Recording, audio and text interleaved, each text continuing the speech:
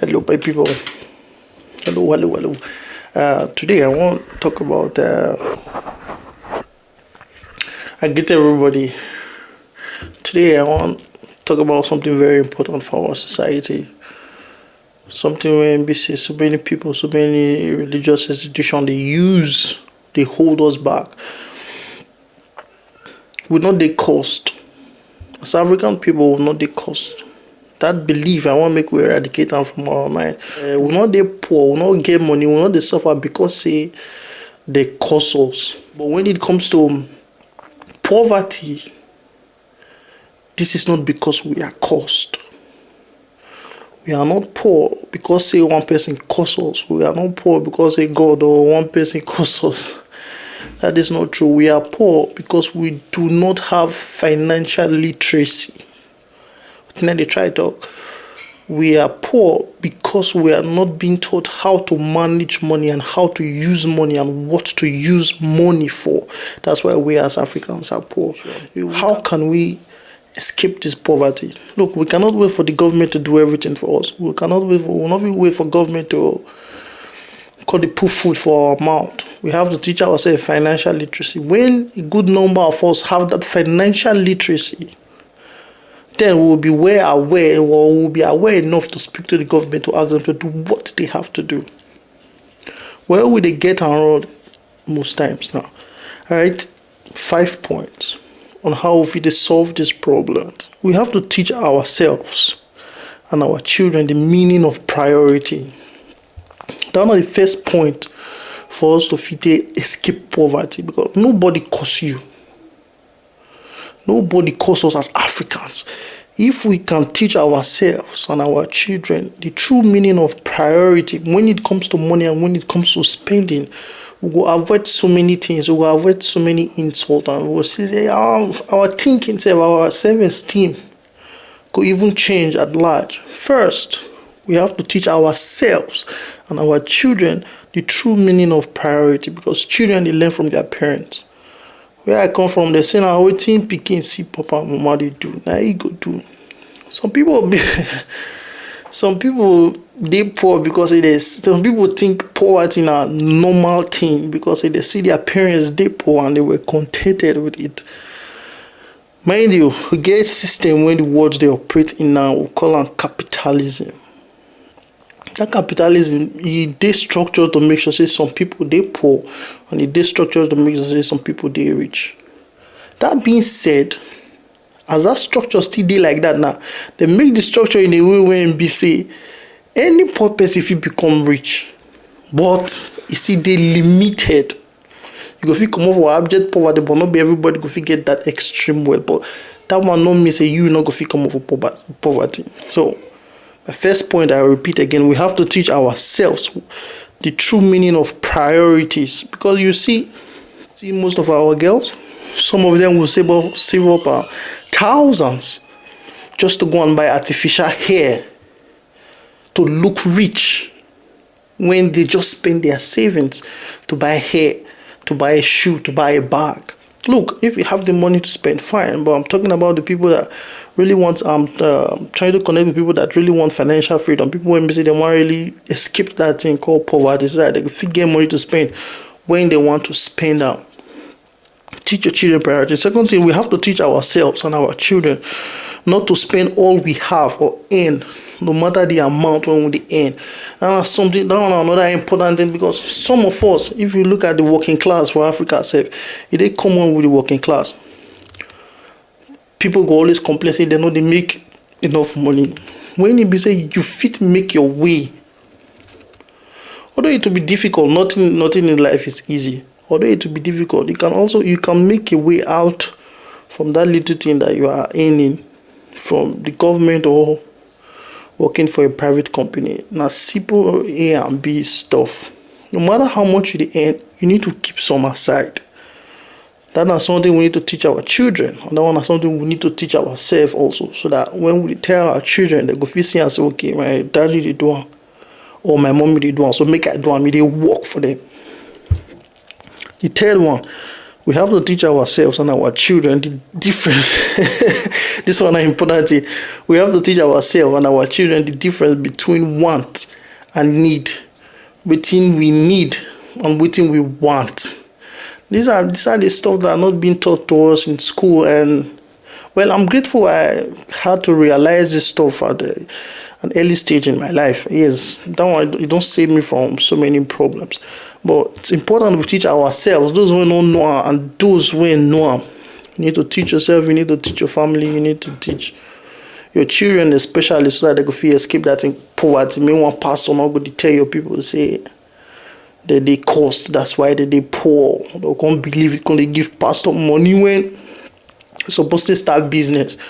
Money when they feel they invest, they'll go to give pastor to pray for them, to break costs when not there. I hope you guys are getting me. We are not cursed. We are just not financially. Majority of us are just not financially literate. We have to teach our children the difference between want and need. What you need to live now. For example, now you need oxygen to live. That one I need. For example, okay, you need a shoe to come outside, so you not go walk out for sand, or so that you won't hurt your leg and so on. But I am not against anybody, or I'm not against people buying thousands of shoes, expensive shoes. But if you know the background that you are from, if you know where you are from, having a mountain of shoes in your house when you don't even own the house is stupidity to me. I see some people having 100 shoes, 500 shoes, or shoes that are worth thousands of dollars, and you don't even own the apartment you live in. To me, that is not need. That is just what you want, and that's just us being exuberant. We need to teach our children, also ourselves. Again, I will repeat one more time. We need to teach our children and ourselves the difference between want and need, so that our struggle go easy, so that our mind will come down, so that our thinking will be clear, so that we will interact with people in a normal level, because nobody calls us.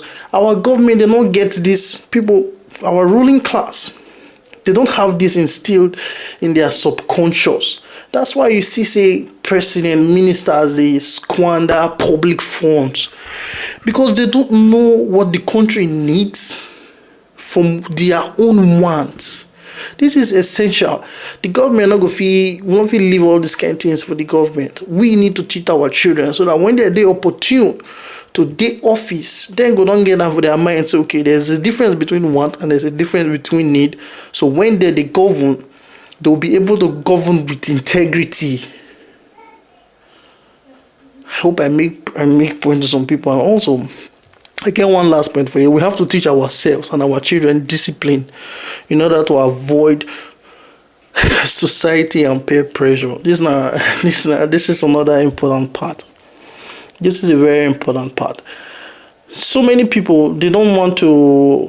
I like using the wig as an example. Sorry, I'm not trying to offend anybody. So many people, they buy wigs because their friend have it, or so many people, they buy the latest iPhones because their friends have it, or they buy an expensive bag because their friend have it, not because they can even afford it. You'll be surprised that so many people max out their credit card just to buy a particular bag, or just to buy a particular hair, or just to buy a particular shoe. We have to teach ourselves and our children not to succumb to peer pressure, because this person get an iPhone 15. I need to buy it by all costs. It doesn't make sense. This is a very important thing we have to teach our children in a large scale, so that when they get into public office, if at all, they will be able to manage the resources of our country, and will be able to start gaining our respect in the world. Teach them. If your friend has so thing, does not mean you need to have it. You should only buy it when you really need it. If you don't need something, I don't see any need to buy it. It's important that we teach our children this stuff, because where I grew up from, and looking at the internet and the places I have been to, so many people, they want to buy stuff because their friend have it. When I have a child and my child needs something and is grown enough to understand, I would definitely ask him, why do you need this stuff? If the first thing that comes out from his or her mouth is because my friend has it, trust me, you're not going to get that. But it also depends.